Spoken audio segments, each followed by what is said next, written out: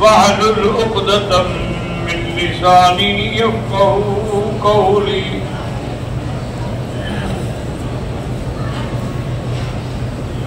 سبحانك لا علم لنا إلا ما علمتنا إنك أنت العليم الحكيم. برادران اسلام، کل کے درس میں ہم نے عظمت حسنین کریمین کا ذکر کیا تھا، اور آج جو ہے وہ ذکر شہادت حسین ہے رضی اللہ تعالی عنہ وارضاہ.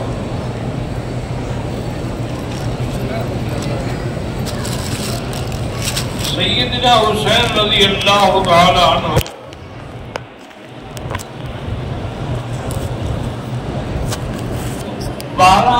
1200 کے قریب حضرت شاہ ولی اللہ محدث دہلوی نے اجازت الخفا میں لکھا ہے کہ 1200 خط لکھا تھا اور ملکوں نے.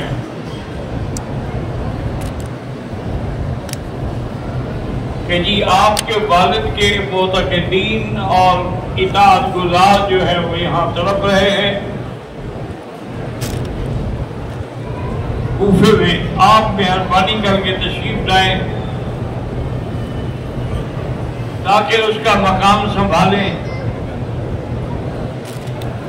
پھر آپ کے بعد کو شہید کیا گیا، اس کا بھی بدلہ لیا جائے گا، اور یزید جیسے آدمی کو خلیفہ بنا دیا گیا، اس کو بھی ہٹایا جائے گا.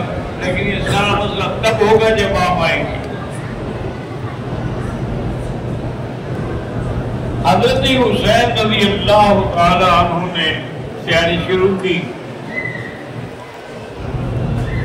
صحابہ جو موجود تھے وہاں، انہوں نے آپ کو روکا کہ حضرت آپ مہربانی کریں، بالکل نہ جائیں، کیونکہ یہاں تو محاورہ ہے کہ کوفی لا یوفی، کوفی کبھی وفا نہیں کرتا. تو آپ پھر کوفہ جانا چاہتے ہیں؟ خدا کے لیے آپ یہی رہیں. اللہ تبارک و تعالیٰ نے آپ کو عزت دی ہے، عظمت دی ہے. ایک وقت آئے گا کہ اللہ آپ کو اور بھی غلبہ دیں گے.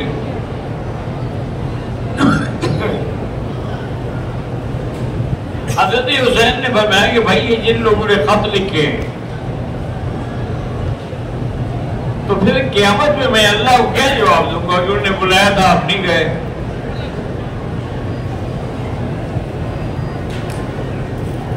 بہرحال پھر بھی حضرت حسین نے بہت بڑی عقل بندی کی کہ اپنے عزیز مسلم ابن عقیل کو پہلے بھیجا کہ تم وہاں جاؤ، وہاں کے حالات کا تجزیہ کرو، اس کے فوراً بعد پھر مجھے خط لکھو. اگر حالات مناسب ہوں گے تو میں بھی آ جاؤں گا. حضرت مسلم ابن عقیل تیار ہوئے تو دو چھوٹے بچے تھے، وہ ضد کر گئے کہ نہیں ہم تو باپ کے ساتھ جائیں گے. وہ بھی چلے گئے ساتھ. جب مسلم ابن عقیل کوفہ پہنچے تو بے تحاشا انہوں نے استقبال کیا. حضرت علی کی محبت میں نعرے لگائے. حضرت مسلم ابن عقیل تو ان کی محبت اور ان کے نعرے اور ان کا اجتماع دیکھ کے حیران ہو گئے. انہوں نے فوراً خط لکھا حضرت حسین کو کہ بھی ہاں نا ٹھیک ہے، سب لوگوں نے میرے ہاتھ میں بیعت کر دی ہے.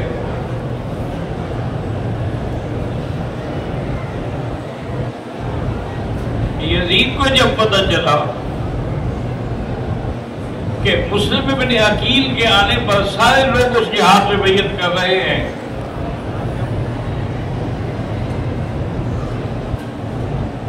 اور اسے یہ بھی خطرہ ہو گیا کہ اب حضرت حسین آئیں گے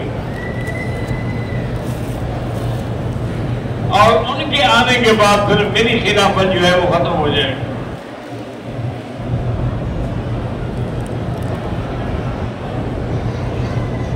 اس نے ابن زیاد، اس کا ایک بڑا ظالم قسم کا گورنر تھا، اس کو حکم دیا کہ تم جاؤ اور کوفے کے حالات سنبھالو اور مسلم ابن عقیل کو گرفتار کرو۔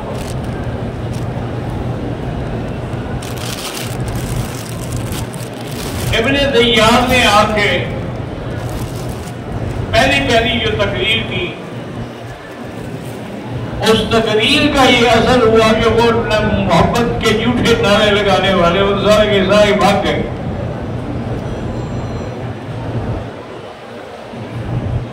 کوفی میں لگ تو سارا ایک بھی نہیں رہا، سب بھاگ گئے، چادر زہرا کو بیچ کے کھانے والے۔ اب یہ عالم ہو گیا کہ حضرت مسلم ابن عقیل کو پناہ دینے والا بھی کوئی نہیں تھا۔ ایک ہانی بن عروہ ان کا مخلص تھا، وہ اپنے گھر لے گیا۔ اس نے بڑی کوشش کی بھی ایسے حالات پیدا ہو جائیں کہ حضرت کو میں واپس کسی طرح بھیج سکوں۔ بڑی کوشش کے باوجود بھی وہ کچھ نہ کر سکا، اور ابن زیاد کے ظالم دیندوں نے آ کے اس گھر کا محاصرہ کر لیا اور مسلم ابن عقیل کو شہید کر دیا۔ ان کے بچوں کو بھی ظالموں نے مار ڈالا۔ حضرت حسین چونکہ حضرت مسلم ابن عقیل کا خط پڑھ کے چل پڑے تھے، وہ راستے میں تھے تو ان کو اطلاع مل گئی کہ مسلم ابن عقیل کو شہید کر دیا گیا ہے۔ انہوں نے جو آپ کے ساتھی آپ کے ساتھ تھے سب کو بلایا اور کہا کہ بھائی میں کسی دوست کو اندھیرے میں نہیں رکھنا چاہتا، کوفیوں نے اپنی عادت کے مطابق بے وفائی کی ہے اور مسلم ابن عقیل بھی شہید ہو گئے ہیں۔ میں آپ سب کو اجازت دیتا ہوں جو واپس جانا چاہے واپس چلا جائے، کیونکہ میں نے تو ایک ارادہ کر لیا ہے کہ میں جاؤں گا۔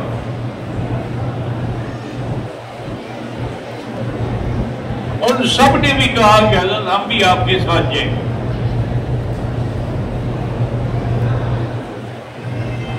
وہاں سے چلتے چلتے آپ کربلا کی سرزمین پہ پہنچے۔ ابن زیاد نے بھی آپ کے گرد گھیرا تنگ کر دیا،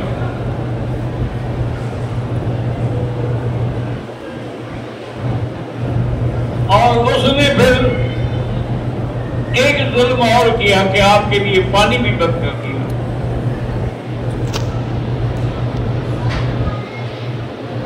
لیکن حضرت حسین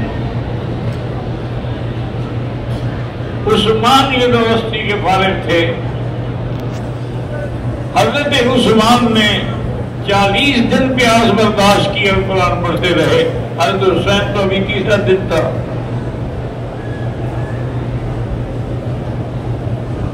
اور حضرت عثمان نے جیسے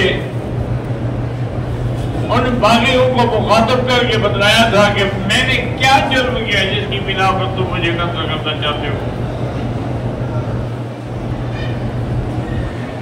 قتل تو تب ہوتا ہے جب آدمی نے کسی کو قتل کیا ہو۔ قتل تو تب ہوتا ہے جب آدمی نے نعوذ باللہ زنا کیا ہو اور شادی شدہ ہو۔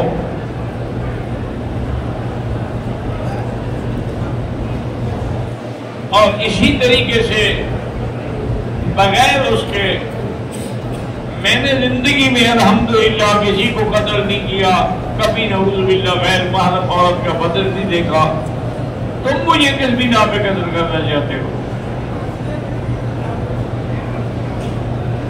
پھر انہوں نے بتایا کہ میں نے ہر مقام پہ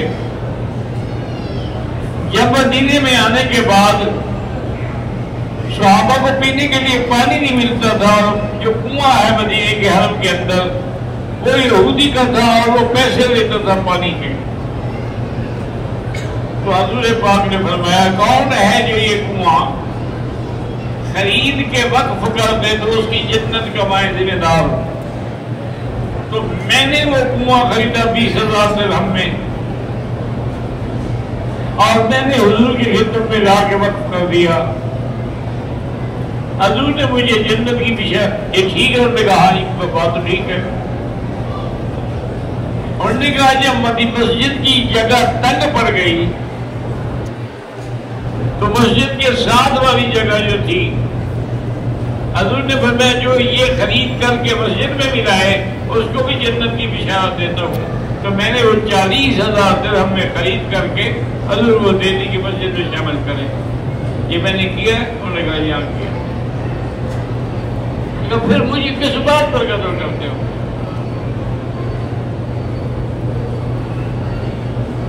اور حضرت عثمان نے حضرت علی کو پیغام بھی بھیجا کہ ہم تو پانی کے ہو سکے تو ایک مشکیزہ پانی بھیجے۔ بے عین ہی حضرت حسین نے بھی ان ظالموں کو پیغام بھیجا کہ میں تو برداشت کر رہا ہوں نا کہ میرے چھوٹے بچے جو ہیں علی اصغر ہے اس سے برداشت نہیں ہوتا، مہربانی کر کے پانی دے دو۔ ایک مخلص نے مشکیزہ بھر کے دی حضرت کو، ابھی حضرت ہاتھ میں لی تھی کہ ظالم نے 3 مارا، مشکیزہ پھٹ گئی۔ جیسے کہ حضرت علی پانی لا رہے تھے اور ظالموں نے 3 مارا تو مشکیزہ پھٹ گئی۔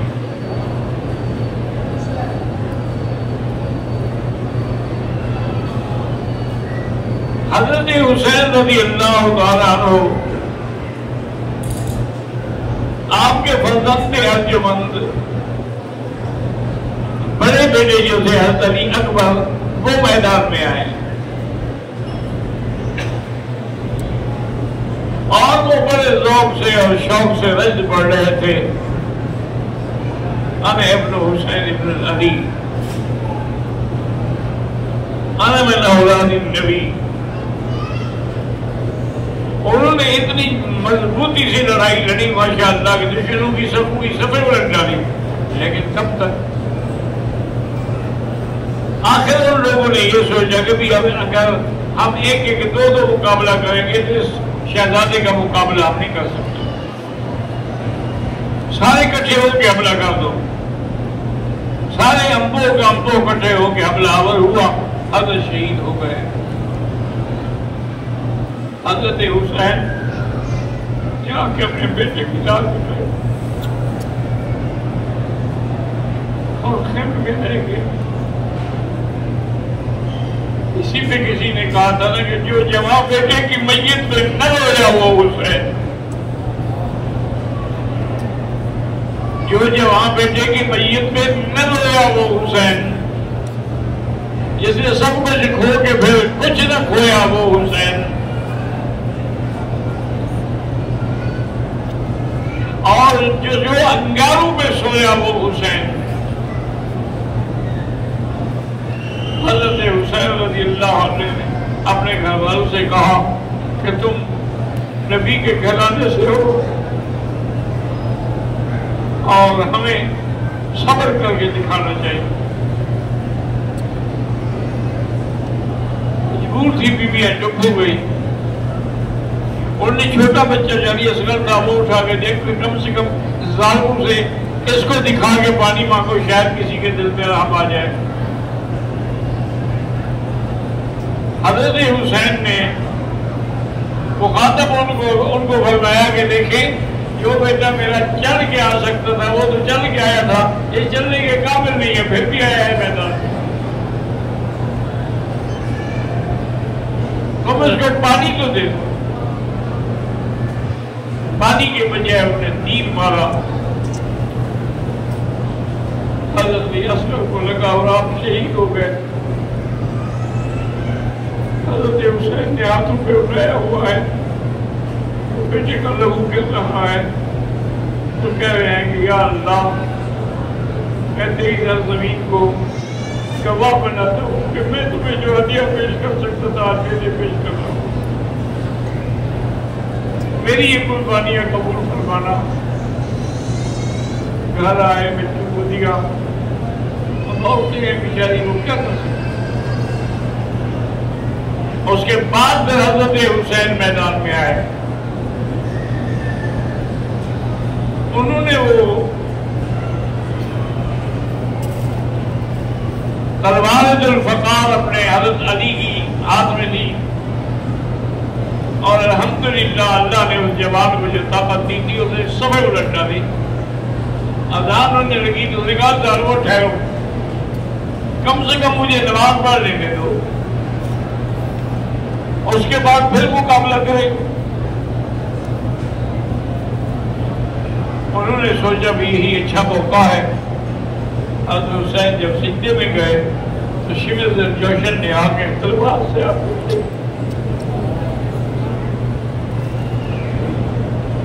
کوئی ایک سجدہ ہے کارگر جو عقل و فکر سے ماورا ہو، وہ ہزار سجدے فضول ہیں جو رہین لفظ سے پا نہیں. اسی سجدے کی حالت میں حضرت حسین شہید ہوئے. اور قیامت والے دن عثمان کی شہادت کی گواہی قرآن دے گا، عمر کی شہادت کی گواہی محراب و منبر دیں گے، اور حضرت حسین کی شہادت کی گواہی کربلا کی زمین دے گی. اللہ کے راستے میں جہاد کر دیا. اقبال نے کہا تھا نا کہ شاہ ہست حسین شہنشاہ ہست حسین، حقہ کے بنا لا الہ ہست حسین، سرداد نداد دست در دست یتیم.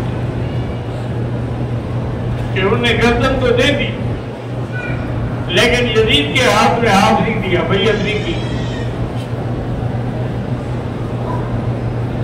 لیکن بہرحال تمام مظالم کے باوجود نہ یزید کا وہ ستم رہا نہ زیاد کی وہ جفا رہی. جو رہا نام حسین کا جسے زندہ رکھتی ہے کربلا. اللہ تبارک و تعالی اہل بیت کی قربانیاں، صحابہ کی قربانیاں اپنی مثال دنیا میں تاریخ میں رقم کر گئے ہیں جو قیامت تک ختم نہیں ہو سکتی. اور اللہ تبارک و تعالی ہمیں صحابہ کی بھی اور اہل بیت کی بھی محبت نصیب فرمائے اور بغض سے بچائیں.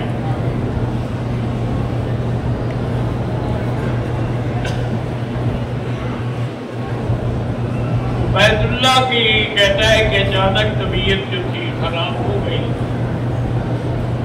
وہ زمین پر منہ کے بل گر گئے. اللہ شفا عطا فرمائے. اللہ تبارک و تعالی صحت و عافیت عطا فرمائے. یہ بڑے امتحان ہیں حج کے. کبھی کوئی تکلیف ہو جاتی ہے، کبھی کوئی تکلیف ہو جاتی ہے، لیکن مومن ہر حال میں اللہ کی رضا پہ راضی ہے.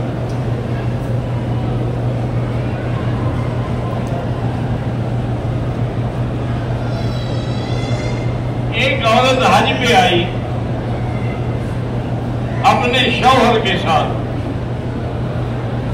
اس کا شوہر جو ہے وہ فوت ہو گیا، تو اب اس کی عدت جو ہے وہ اسی دن سے شروع ہو جائے گی جس دن وہ فوت ہوا ہے. یہ نہیں کہ وہ پاکستان جائے گی دن سے شروع ہوگی. عدت اسی دن سے شروع ہو جاتی ہے جس دن سے اس کی وفات ہو.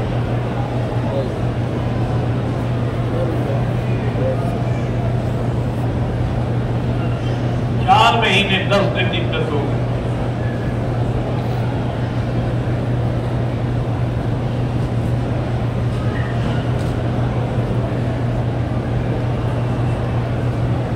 میں کراچی کا رہنے والا ہوں.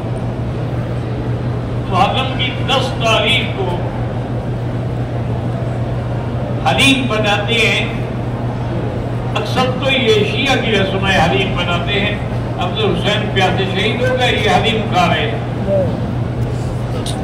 ان ملکوں کا تم وفا دیکھو. حضرت حسین کہتے ہیں پیاسے شہید ہو گئے اور سبیلے دودھ کی سبیلے لگا رہے ہیں. اور پھر ایک عجیب بات یہ بھی ہے کہ کہتے ہیں کہ حضرت حسین جس گھوڑے میں دلدل پہ سوار ہوئے تھے اس کو بھی لے آتے ہیں ایسے بڑا اس کے اوپر تین کے نشان لگاتے ہیں. وہ ظالموں حضرت حسین تو گھوڑے پہ گئے ہی نہیں, تم نے کہاں سے گھوڑا پکڑ لیا ہے؟ حضرت اونٹ پہ گئے تھے. اتنے بڑے جائے. اچھا لوگ بھی ایسے ہیں کہ سبحان اللہ, ہماری اہل سنت کی عورتیں بھی ان کے اجلاس میں ہوتی ہیں اور جن کا بچہ پیدا ہو کہتے ہیں کہ تل کے نیچے سے گزرو, خامد سے بچہ ملا نہیں گھوڑے سے ملے گا. انا للہ و انا الیہ راجعون. کیا کہتے ہیں؟ بالکل حلیم نہ بنایا کرو نہ کھایا کرو.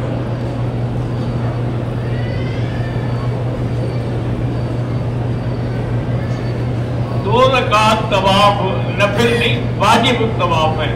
طواف چاہے نفل ہو, 2 رکعت واجب ہے. اگر وہ آدمی کو بھول گیا نہیں پڑھی, جب یاد آئے پڑھ لو, 2 دن بعد بھی پڑھ سکتے ہیں, 3 دن بعد بھی پڑھ سکتے ہیں. اگر طواف کرتے ہوئے عصر اور مغرب کے درمیان ختم ہو تو پھر 2 رکعت جو ہے مغرب کی نماز کے بعد پڑھیں.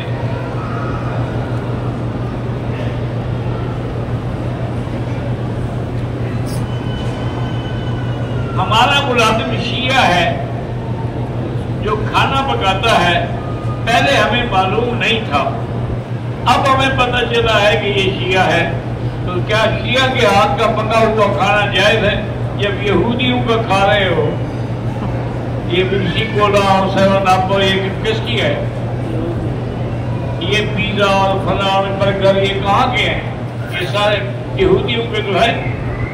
اگر یہ کھانا جائز ہے تو اس بیچارے کی نوکری کیوں خراب کرتے ہو؟ اس کا پکا ہوا بھی جائز ہے.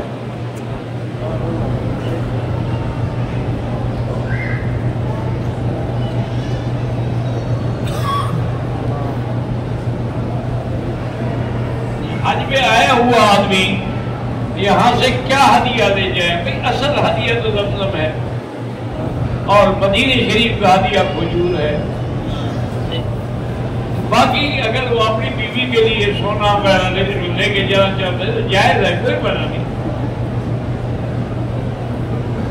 قرآن میں ہے کہ لا جناح علیکم ان تبتغوا فضلا من ربکم فاذا افضتم من عرفات فاذکروا اللہ عند المشعر الحرام. جب تم عرفات سے آ رہے ہو, کوئی تجارت میں ہو تو کوئی منع نہیں, کوئی چیز خریدو بیچو سب جائز ہے. زمزم اور کھجوریں تو اصل تحفہ ہے, وہ لے جائیں, جو بھی ملنے آئے اس کو دے دی تھوڑی تھوڑی کر کے.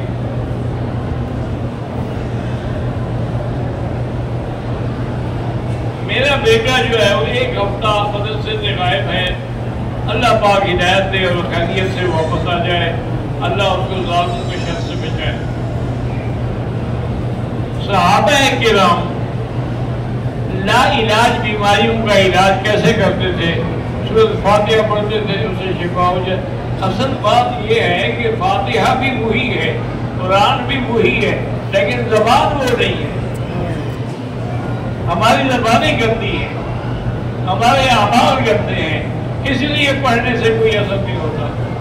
وہ تو بس سورۃ فاتحہ پڑھتے تھے, دم کیا اور ٹھیک ہو گیا. اگر نظر لگ جائے اس کا علاج یہ ہے کہ سورۃ نون والقلم کی آخری آیت جو ہے وہ 7 دفعہ پڑھ کے ہر نماز کے بعد اس کو دم کریں, پانی پہ دم کر کے پلائیں.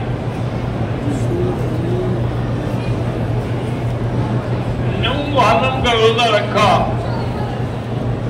لیکن 10 محرم کو ماہواری ہو گئی, اس لیے میں 10 کا روزہ نہیں رکھ سکی. کوئی بات نہیں, آپ مجبور ہیں.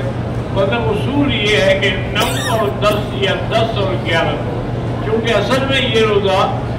اور ایک بات یہ بھی یاد کر لو کہ یہ روزہ حضرت حسین کے اس پہ نہیں ہے, یہ تو حضور پاک جب مدینہ شریف تشریف لے گئے تو وہاں دیکھا کہ یہودیوں نے روزہ رکھا ہوا ہے.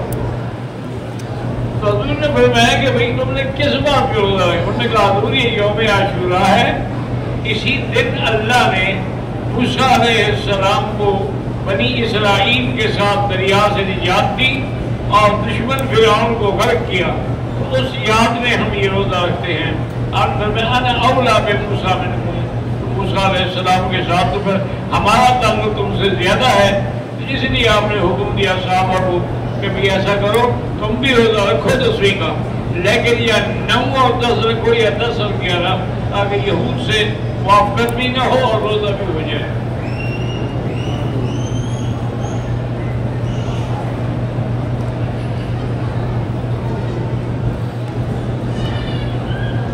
نماز کے دوران جو وسوسے آتے ہیں آتے رہیں، آپ خود نہ لائیں. یاد رکھو، ایک ہے وسوسہ آنا، ایک ہے وسوسہ لانا. لانے سے تو نماز خود ختم ہو جائے گی. اگر ویسے آتے ہیں، آپ کا تو کوئی ارادہ نہیں ہے، تو آتے رہیں. کب تک آئیں گے؟ جب آپ اللہ کا قرآن پڑھیں گے تو شیطان تو آخر بھاگ جائے گا.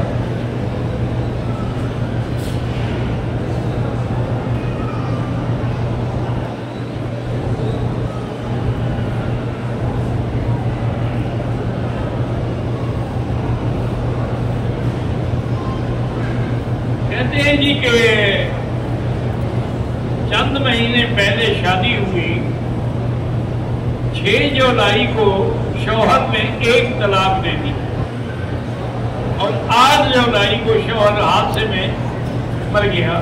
تو یہ طلاق کی عدت گزارے گی، کیونکہ موت تو اس کی نکاح میں نہیں آئی، اس سے پہلے اس کا نکاح ختم ہو چکا، طلاق دے دی تھی.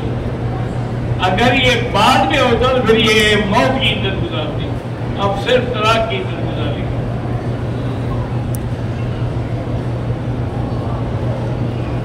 شوہر کے ذمہ میں، بیوی کے ذمہ جو حقوق ہے ان کے لیے مغفرت کرے، دعا کرے، کوئی صدقہ جاریہ کرے، کسی مدرسے میں کوئی کمرہ بنا دے، کسی مسجد میں پانی کا انتظام کر دے، وضو کا انتظام کر دے، تاکہ اس کو ثواب ہمیشہ پہنچتا رہے. بڑی وفادار ہے وہ تو طلاق دے گیا، تم اس کے لیے صدقے کر رہی ہو. وہ ایسے ہوتی ہیں ہوتے. وہ ایک ابن جوزی رحمۃ اللہ علیہ تھے، تو وہ بہت بڑے عالم تھے، بہت بڑے عالم تھے، بہت بڑے خطیب تھے، اور انہوں نے ہر موضوع پہ کتابیں لکھی ہیں. کتاب العقلاء، عقل والے کو لوگوں کے قصے. اسی طرح انہوں نے کتاب الحمقاء بھی لکھی ہے، احمقوں کے قصے. تو اس میں انہوں نے ایک قصہ لکھا ہے کہ ایک آدمی گیا قبرستان سے گزر رہا تھا، راستہ وہیں سے تھا، دیکھا کہ ایک عورت بیٹھی ہے پنکھا لے کے اور قبر کو پنکھا چل رہی. وہ بیچارہ بڑا متاثر ہوا کہ بھئی عجیب عورت ہے، اتنی وفا کہ مرنے کے بعد قبر پہ بیٹھ کے پنکھا چل رہی ہے. انہوں نے کہا بیوی تم بڑی ہونے کا وفادار نہیں. اس نے کہا تھا کہ میری قبر تو سوکھنے دینا دوسری شادی کرنے سے پہلے، میں سکھا نہیں ہوں گی، جلدی صبح جان چھوٹے میں دوسری شادی کروں.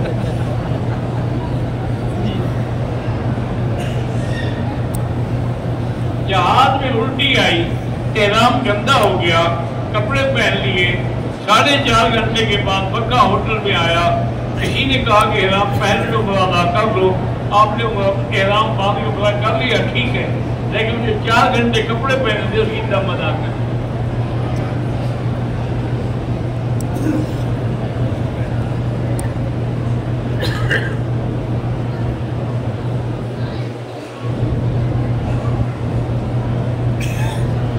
میاں کی عمر 47 سال ہے، بیوی کی 46 سال ہے. 2 سال سے ازدواجی تعلق کوئی نہیں ہوا.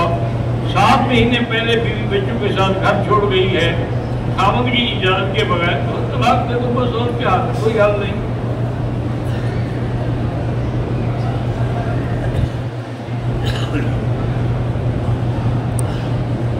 خاوند کی کمائی کا 100% حصہ گھر چلانے میں خرچ ہوتا رہا. اس میں تقریباً ہر 2 سال بعد وہ 1 مہینے کا خرچ دے کر ماں کے ساتھ یو کے سے پاکستان جاتا رہا ہے. اس کو بھی بنیاد بنایا ہے گھر چھوڑ. بول جانے جب گھر چھوڑ گئی ہے، نہیں رہنا چاہتی، تم جا چھوڑو.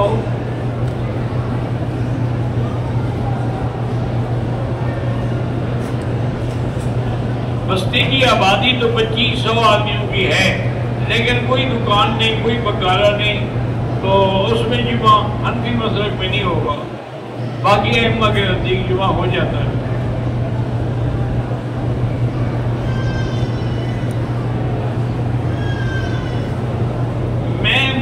بحرین میں مسجد کا امام ہوں، اللہ نے مجھے 3 مرتبہ اولاد دی لیکن پھر وہ فوت ہو گئی، انا للہ و انا الیہ راجعون۔ اللہ آپ کو صالح اور طول العمر اولاد عطا فرمائے۔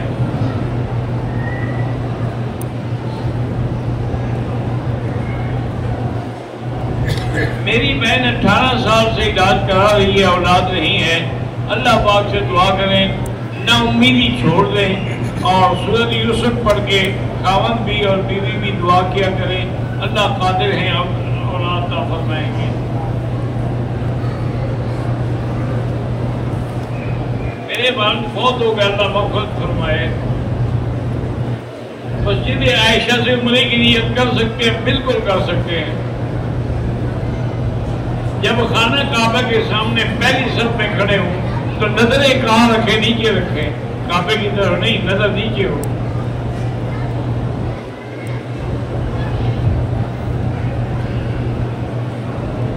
کچھ لوگ احرام باندھتے ہیں لیکن ناف سے نیچے باندھا ہوتا ہے، وہ نہ نماز ہوگی نہ عمرہ ہوگا، اس لیے کہ ناف سے اگر ظاہر ہے تو مطلب ہے کہ سطر کھلا ہوا ہے، سطر کھلا ہوا ہو تو پھر نماز جائز ہے نہ طواف جائز ہے۔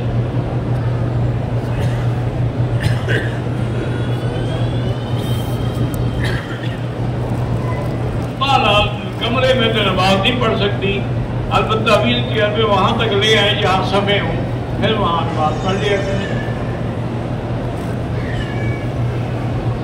عمرے کے اندر سب سے اہم چیز جو ہے وہ نیت ہے اور اس کے بعد احرام اور طواف۔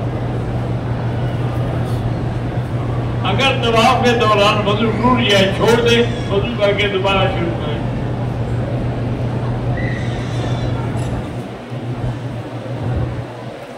آج کل سادہ کپڑوں میں جانے نہیں دیتے تو ہم ایسے احرام فردی باندھ دیتے ہیں، یہ تم جانو اور خدا جانو۔ روضہ رسول کے پاس جا کے درود شریف وہی جو نماز میں ہے، سب سے افضل درود وہی ہے، کیونکہ وہ درود حضور پاک نے خود پڑھا ہے، خود سکھایا ہے۔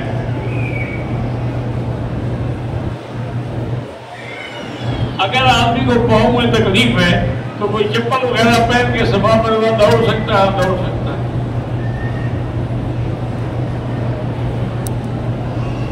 عمرے کے بعد جتنے دن اللہ موقع عطا فرمائے طواف کریں، کیونکہ جتنا طواف زیادہ کریں گے وہ افضل ہے عمرے سے بھی۔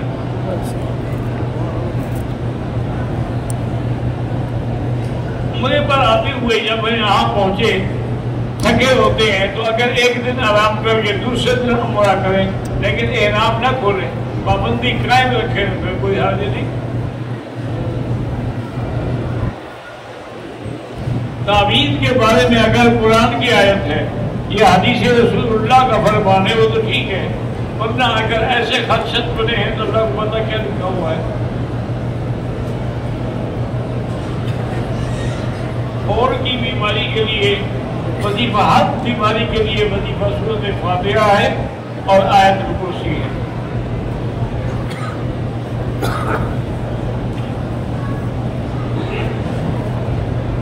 ہم نے طواف کے بعد کی 2 رکعت نماز نفل کی نیت سے پڑھی، کوئی بات نہیں، واجب کا پتہ نہیں تھا لیکن پڑھی تو ہے نا، وہ خود کو خود ادا ہو گئی۔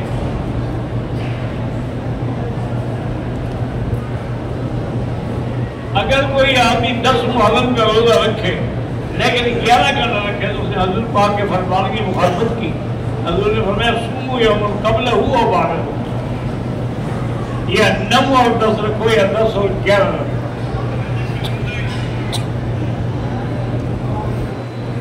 حرم شریف میں چپل گم ہو گئی ہے، بندہ دوسری چپل اٹھا لیتا ہے کیونکہ وہ پہلے باری ملتی نہیں ہے۔ اگر بیوی گم ہو جائے پھر کیا کرو گے؟ یہ فتویٰ تم دے دو، چپل کا میں دے دیتا ہوں۔ یعنی سستی چیز جائز ہے، مہنگی ناجائز ہے، بالکل نہ اٹھائے۔ اپنی چپل کو کپڑے میں تھیلے میں ڈال کے ساتھ رکھیں۔ بھائی 2500 کی بستی ہو کچھ ہو، اگر بازار نہیں ہے، ضرورت کی دکانیں نہیں ہیں تو وہاں انتی مسلک میں جمعہ نہیں ہوتا، باقی ائمہ کے نزدیک ہو جاتا ہے۔